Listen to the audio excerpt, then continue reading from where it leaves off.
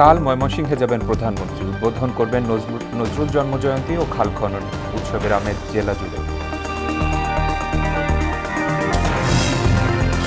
রামিসা ধর্ষণ হত্যার বিচার দাবিতে উত্তাল দেশ। খুনি সোহেল রানা পেশাদার অপরাধী জানালেন ডিবি প্রধান।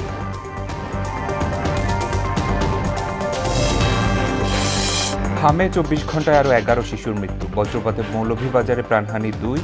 বর্ষা পর্যন্ত অব্যাহত থাকবে তাপপ্রবাহ, জানিয়েছে আবহাওয়া অফিস। এবং সারা দেশে জমে উঠছে কোরবানি পশুর হাট, বাড়ছে ক্রেতা বিক্রেতার ভিড়। ঈদ ঘিরে মশলার বাজারে উত্তাপ।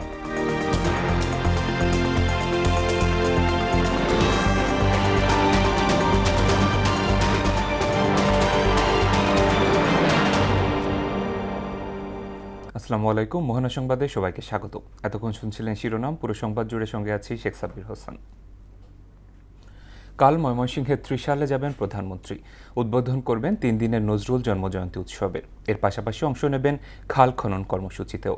প্রধানমন্ত্রীর আগমন ঘিরে উৎসবের আমেজ বিরাজ করছে জেলা জুড়ে। এ উপলক্ষে সকল প্রস্তুতি সম্পন্ন করতে কাজ করছে প্রশাসন। ফারুক আহমেদের প্রতিবেদন, জানাচ্ছেন মাহমুদা আক্তার। 25শে মে জাতীয় কবি কাজী নজরুল ইসলামের জন্মজয়ন্তী উদযাপিত হতে যাচ্ছে কবির স্মৃতিবিজড়িত ময়মনসিংহের ত্রিশালে। 3 দিনের অনুষ্ঠানমালার উদ্বোধনে কাল ত্রিশালে যাবেন প্রধানমন্ত্রী তারেক রহমান। সকল আয়োজন সম্পন্ন করতে কাজ করছে প্রশাসন। প্রধানমন্ত্রী তারেক রহমানের আগমনকে কেন্দ্র করে আনন্দে ভাসছে ত্রিশালবাসী। জন্মজয়ন্তী ও প্রধানমন্ত্রীকে বরণ করে নিতে প্রস্তুত তারা।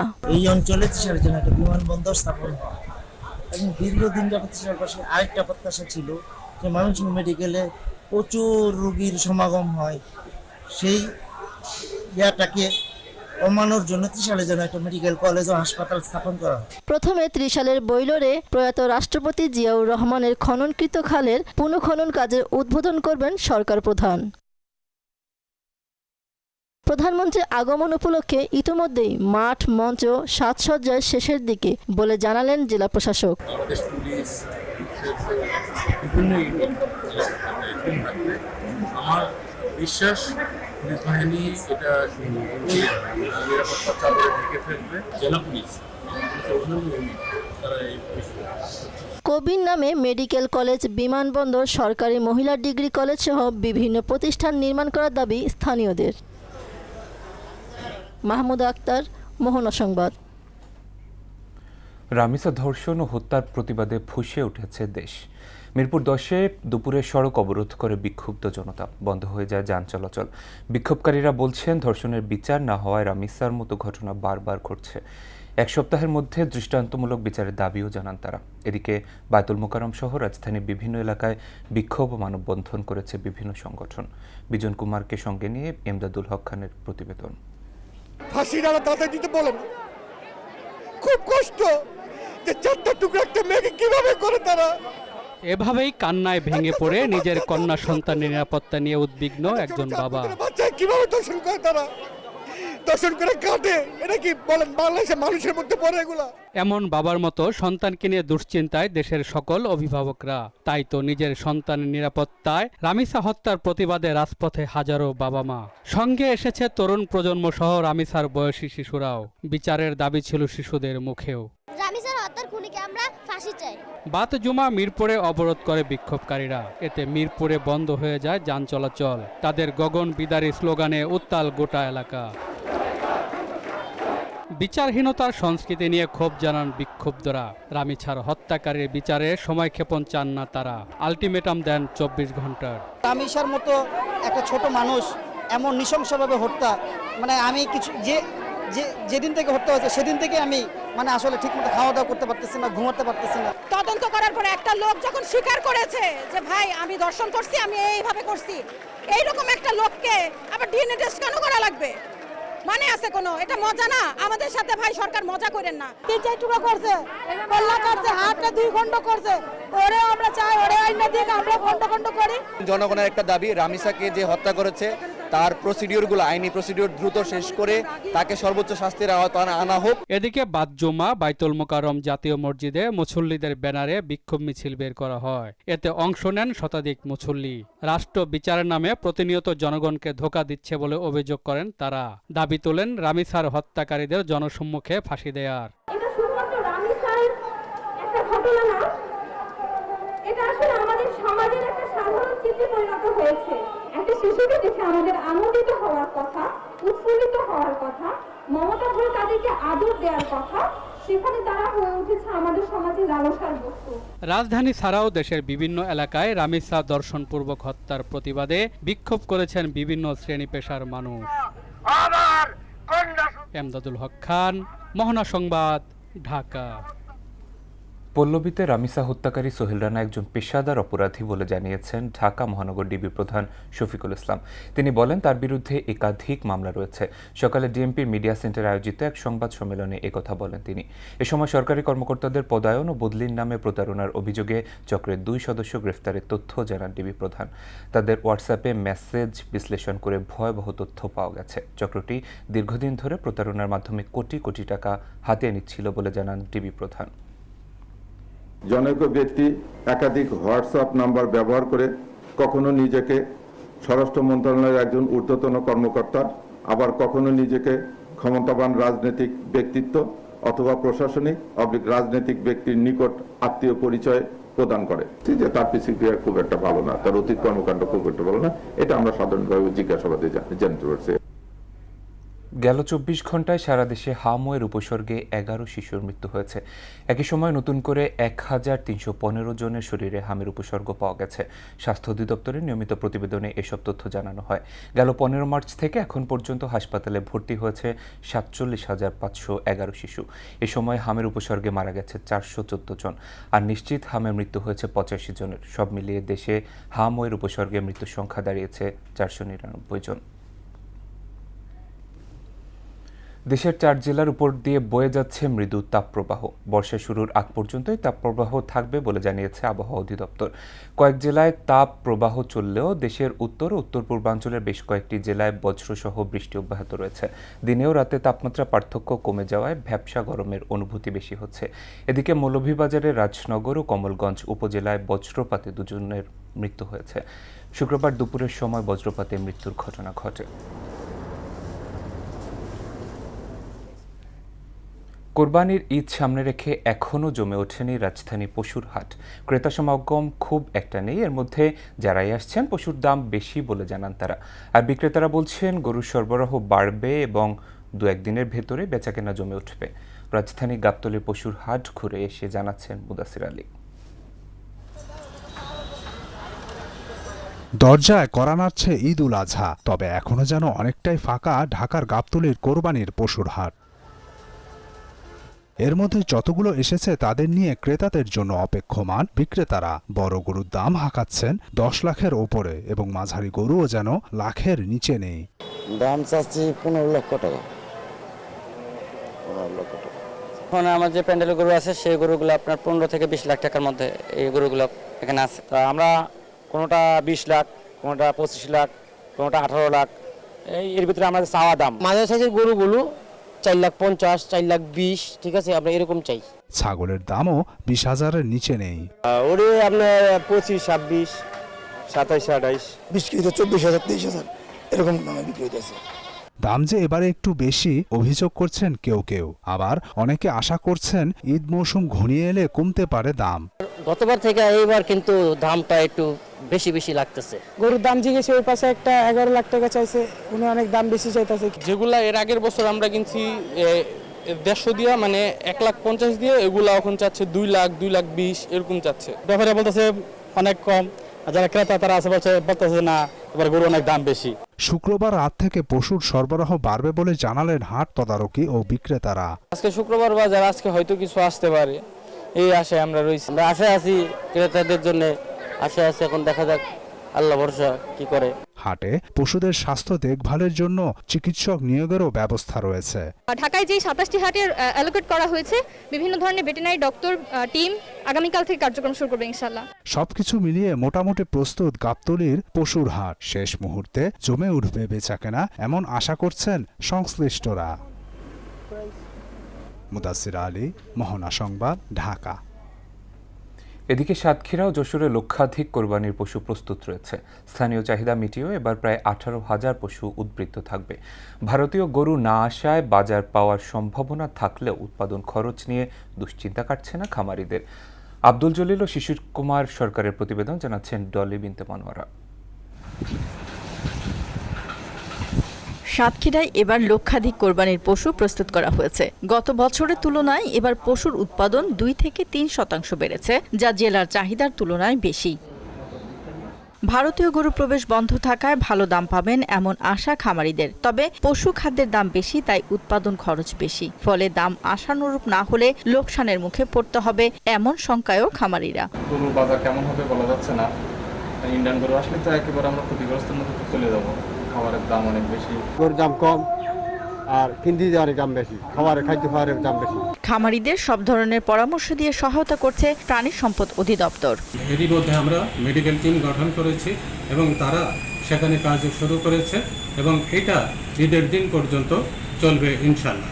অন্যদিকে যশোরের শার্শায় সহস্রাধিক খামারে 16,000 পশু কোরবানির জন্য প্রস্তুত রাখা হয়েছে। ধীরে ধীরে জমে উঠতে শুরু করেছে শার্শার বাগ আচরা 7 মাইল পশু হাট, যেখানে সপ্তাহে শনিবার ও মঙ্গলবার হাট বসে। বই নিয়ে গেল পাটি পিঠে আসছে না, ধান চাল দাম নিয়ে ভাই একটা মাঝে টেনশন আছে। কুরবানি উপলক্ষে আমাদের ব্যবসা বাণিজ্য ভালো হবে সেটা আমাদের হচ্ছে না। বাজার ভালো না, বাজারে কাস্টমার নেই, আমাদের হাটের ব্যাপারে আসছে না ভাই, বেচা কিনা হচ্ছে না। যা কিনে নিয়ে আসে তাছাড়া 10-20 হাজার লসে বেঁচে বাড়ি যেতে হচ্ছে। পশু স্বাস্থ্য পরীক্ষা সহ বিভিন্ন ধরনের পরামর্শ দিয়ে কাজ করছে প্রাণী সম্পদ অধিদপ্তর। শার্শা উপজেলায় 2টি পশুর হাট, নাভারণ পশুর হাট এবং 7 মাইল ঐতিহ্যবাহী যে পশুর হাট আছে সেখানে নিয়মিত পশু বেচাকেনা চলছে এবং এই 2 হাটে আমাদের প্রাণী সম্পদ দপ্তর থেকে আমরা ভেটেরিনারি মেডিকেল টিম পরিচালনা করছি। সেখানে গরু স্বাস্থ্য পরীক্ষা, গর্ভ পরীক্ষা সহ বিভিন্ন ধরনের সেবা দিয়ে যাচ্ছি।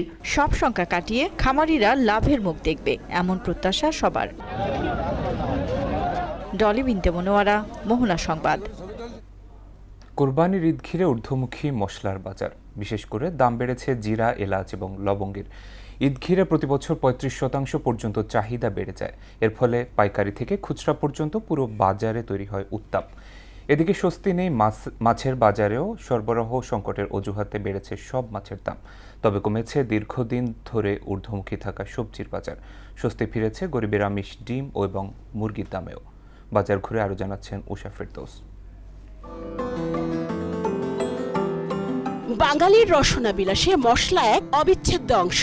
খাদ্যাভ্যাস আর ভোজনপ্রিয়তা, বৈচিত্র্যময় খাদ্যরুচি সবকিছুর সঙ্গেই মশলা ওতপ্রোতভাবে জড়িত। আর উৎসবের খাবার তা যদি হয় কোরবানির ঈদের মাংস রান্না, সেখানে তো বৈচিত্র্য মশলারই সমাহার। আমদানি ও সরবরাহ স্বাভাবিক। জাতীয় রাজস্ব বোর্ড এনবিআর তথ্য মতে 2025 সালে আমদানি হয়েছে 5,74,000 টন 14 ধরনের মশলা। চলতি বছরের প্রথম প্রান্তিকেই অর্থাৎ জানুয়ারি থেকে 15 এপ্রিল পর্যন্ত আমদানি হয়েছে প্রায় 2 লাখ টন। তবে ঈদের 30 থেকে 35% চাহিদার বিপরীতে প্রতি কেজি জিরা বিক্রি হচ্ছে 550 থেকে 650, লবঙ্গের কেজি 1400 থেকে 1500। সবচেয়ে বেশি বেড়েছে এলাচের দাম। 1 থেকে 1.5 মাসের ব্যবধানে কেজিতে অন্তত 300 টাকা বেড়ে এলাচ বিক্রি হচ্ছে 4400 থেকে 5500 টাকায়। দারুচিনি বিক্রি হচ্ছে 480 থেকে 550 টাকায়। এছাড়া বেড়েছে আদা, রসুন আর পেঁয়াজের দামও। হ্যাঁ, আদা রসুনের দামটা বাড়ছে। আগে যে বাড়ছে যেভাবে ওইভাবে আছে তো 50-60 টাকা এদিকে দিক। এলাচি, জৈত্রী এই জিনিসটার দাম আগেও একটু বেশি ছিল, এখনো বেশি আছে। আমদানি হলে ট্যাক্সের উপরে নির্ভরশীল। সরকার যখন মাল বাজার আমদানির অ্যাভেলেবেল থাকে তখন বাজার নিয়ন্ত্রণ থাকে। আমদানি একটু শর্ট হলে তখন বাজারের দাম বেশি। এদিকে স্বস্তি নেই মাছের বাজারেও। সরবরাহ সংকটের খোঁড়া অজুহাতে বেড়েছে দাম। আসলে মাছের বাজার তেলাপিয়া বাঙালি বলে কিছু নাই, সব মাছই দাম বেশি। মাছের দাম বাড়ছে, মানুষ সব গ্রামে চলে যাইতেছে। গ্রামে যাওয়া গ্রামে মাছ কম হয়। দীর্ঘদিন ধরে লাগামহীন থাকা সবজির বাজারে ফিরছে স্বস্তি। বেশিরভাগ সবজির দামই কমেছে। বেগুন, বরবটি, লাউ, করলা সবই 60-এর ঘরে। মোটামুটি সব সবজির দাম একটু কম। এখন গত সপ্তাহে যেমন বরবটি বেচে 100 টাকা, আজকে 80 টাকা। এদিকে কমেছে গরিবের আমিষ ব্রয়লার মুরগির দাম। কেজি প্রতি বিক্রি হচ্ছে 160 থেকে 165 টাকায়। কমেছে ব্রয়লারের বাদামি ডিমও। ডজন বিক্রি হচ্ছে 120 টাকায়। ডিমের দাম 120 টাকা কমছে। বল আপনি হলো 155-50 টাকা পাইকারি আমরা কিনে আনছি। নিত্যপণ্যের বাজার স্বাভাবিক রাখতে নিয়মিত বাজার তদারকির দাবি ভোক্তাদের। উষা ফেরদৌস, মোহনা সংবাদ, ঢাকা। টাঙ্গাইলে যমুনা নদীতে স্থায়ী বাঁধ নির্মাণ করা হবে বলে মন্তব্য করেন পানি সম্পদ মন্ত্রী শহীদুদ্দিন চৌধুরী অ্যানি। দুপুরে টাঙ্গাইল সদর উপজেলার কাকোয়া ইউনিয়নের চরপৌলি এলাকায় যমুনা নদীর তীরে আয়োজিত মতবিনিময় সভায় প্রধান অতিথির বক্তব্যে তিনি একথা বলেন। এ সময় তিনি আরও বলেন, নদী ভাঙনে ক্ষতিগ্রস্ত মানুষের দুর্ভোগ লাঘবের পাশাপাশি এ অঞ্চলের উন্নয়নে সড়ক নির্মাণ সহ বিভিন্ন উন্নয়নমূলক কাজ বাস্তবায়ন করা হবে এবং স্থানীয় মানুষের স্বার্থে প্রয়োজনীয় সব উদ্যোগ গ্রহণ করা হবে। এই অঞ্চলে একটা স্থায়ী বাঁধ নির্মাণ করব, যেটা হলো চরপৌলি থেকে আমাদের এই যে অমরপুর নামক স্থান পর্যন্ত বন্যা নিয়ন্ত্রণ বাঁধ। এই কাজ ইমিডিয়েট আমরা শুরু করার জন্য ব্যবস্থা নিব। হয়তো এই অর্থ বছর হবে না, আগামী অর্থ বছরে নেওয়ার জন্য যত রকমের পরিকল্পনা আছে আমরা সকল পরিকল্পনা নিয়ে আপনাদের এখানে এই স্থায়ী বাঁধ নির্মাণ করবেন ইনশাআল্লাহ। এবারে আন্তর্জাতিক প্রসঙ্গ। জাহাজ চলাচলের গুরুত্বপূর্ণ হরমুজ প্রণালী সম্পূর্ণ যুক্তরাষ্ট্রের নিয়ন্ত্রণে রয়েছে বলে দাবি করেছেন দেশটির প্রেসিডেন্ট ডোনাল্ড ট্রাম্প। যুক্তরাষ্ট্র ও ইরানের মধ্যে চুক্তি হওয়ার সম্ভাবনা আছে বলে জানিয়েছেন মার্কিন পররাষ্ট্রমন্ত্রী মার্কো রুবিও। পাকিস্তানের মধ্যস্থতায় ইরান ও যুক্তরাষ্ট্রের মধ্যে পর্দার আড়ালের আলোচনা এখনও অব্যাহত রয়েছে। ঐশী আলমের desk report. The Strait of Hormuz is a key waterway for global shipping. জাহাজ চলাচলের গুরুত্বপূর্ণ হরমুজ প্রণালী সম্পূর্ণ যুক্তরাষ্ট্রের নিয়ন্ত্রণে রয়েছে বলে দাবি করেছেন দেশটির প্রেসিডেন্ট ডোনাল্ড ট্রাম্প। হরমুজ আন্তর্জাতিক জলসীমা, সেখানে টোল আদায় গ্রহণযোগ্য নয় বলেও দাবি করেন তিনি। যুক্তরাষ্ট্র ও ইরানের মধ্যে চুক্তি হওয়ার সম্ভাবনা আছে বলে জানিয়েছেন মার্কিন পররাষ্ট্রমন্ত্রী মার্কো রুবিও। পাকিস্তানি কর্মকর্তারা তেহরানে গেলে বিষয়টির আরও অগ্রগতি হবে বলেও আশা প্রকাশ করেন তিনি। একই সঙ্গে যুক্তরাষ্ট্র ও ইরান যুদ্ধ প্রচেষ্টায় ন্যাটো সদস্য দেশগুলোর প্রতিক্রিয়া নিয়ে ট্রাম্প খুবই হতাশ বলেও জানান তিনি। পাকিস্তানের মধ্যস্থতায় ইরান ও যুক্তরাষ্ট্রের মধ্যে পর্দার আড়ালের আলোচনা এখনো চলছে বলে জানিয়েছে ইরানি সংবাদ মাধ্যম। স্থায়ী যুদ্ধবিরতিকে কেন্দ্র করে দুই পক্ষের মধ্যে সমঝোতার চেষ্টা অব্যাহত থাকলেও কয়েকটি গুরুত্বপূর্ণ বিষয়ে এখনো মতপার্থক্য রয়ে গেছে। যুক্তরাষ্ট্রের সঙ্গে যুদ্ধবিরতির পর দ্রুত সময়ে ড্রোন ও মিসাইল উৎপাদন করছে ইরান, আর এক্ষেত্রে ইরানকে সহায়তা করছে চীন ও রাশিয়া। ঐশী আলম, মোহনা সংবাদ। খেলার খবর ফুটবল। বাংলাদেশ জাতীয় ফুটবল দলের প্রধান কোচের দায়িত্ব নিতে সকালে এমিরেটস এয়ারলাইন্সের ফ্লাইটে ঢাকা এসেছেন থমাস ডুলি। বিমানবন্দরে তাকে স্বাগত জানান বাফুফে কর্মকর্তারা। আনুষ্ঠানিকতা শেষে তিনি হোটেলের উদ্দেশ্যে রওনা হন। বাফুফের সাথে 2 বছরের চুক্তিতে আবদ্ধ হয়েছেন সাবেক এই মার্কিন ফুটবলার।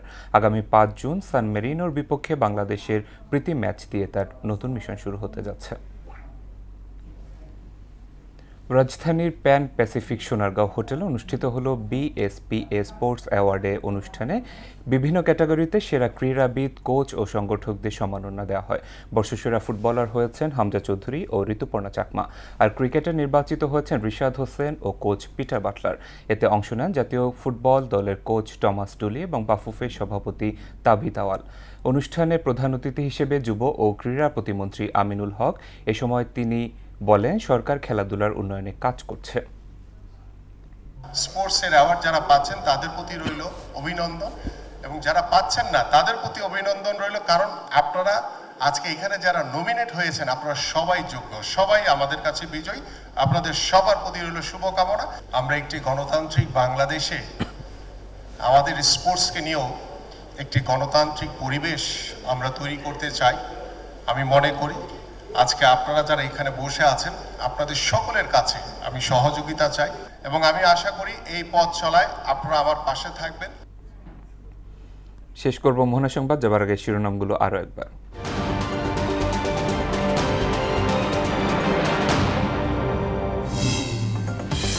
কাল ময়মনসিংহে যাবেন প্রধানমন্ত্রী, উদ্বোধন করবেন নজরুল জন্মজয়ন্তী ও খাল খনন। উৎসবের আমেজ জেলা জুড়ে।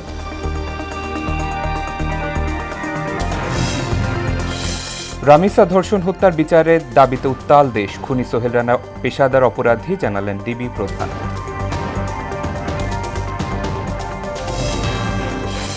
হামে 24 ঘন্টায় আরও 11 শিশুর মৃত্যু। বজ্রপাতে মৌলভীবাজারে প্রাণহানি 2। বর্ষা পর্যন্ত অব্যাহত থাকবে তাপপ্রবাহ, জানিয়েছে আবহাওয়া অফিস। এবং সারা দেশে জমে উঠছে কোরবানির পশুর হাট, বাড়ছে ক্রেতা বিক্রেতার ভিড়। ঈদ ঘিরে মশলার বাজারে উত্তাপ।